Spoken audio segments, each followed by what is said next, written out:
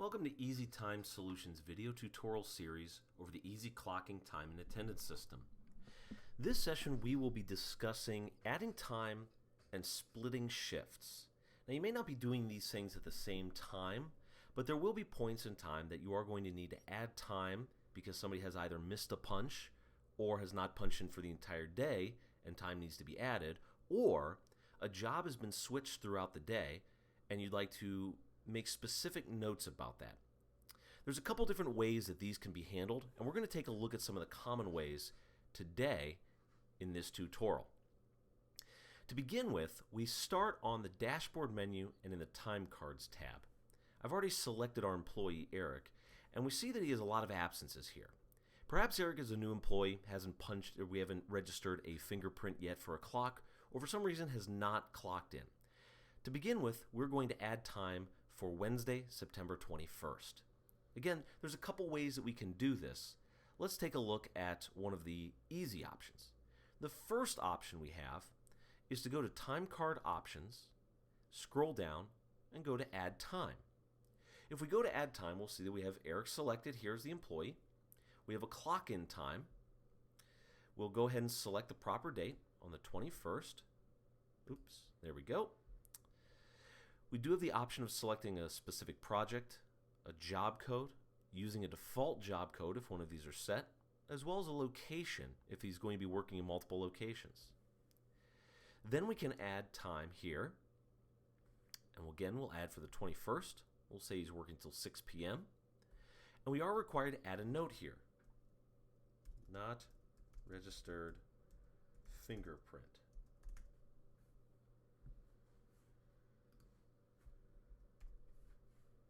And we'll go ahead and create the time.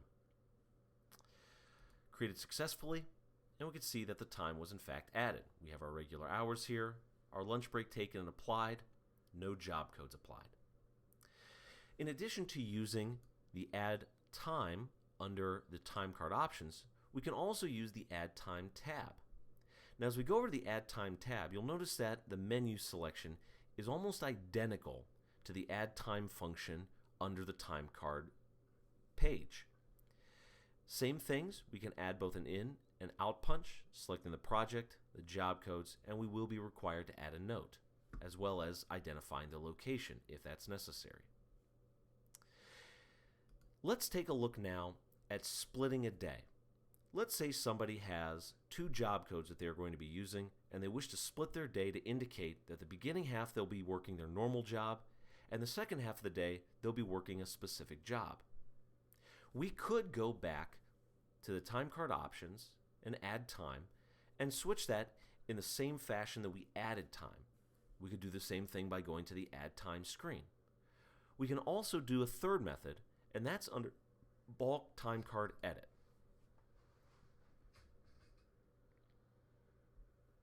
Under Bulk Time Card Edit, we have the ability to edit time for multiple people on one day.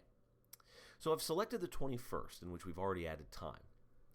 Now we see that we have all the information here. We have Eric on the 21st, 9 to 6, 8 regular hours, 8 total hours. If we click on the plus sign, another field is added. Let's say that Eric is going to be working from 9 to noon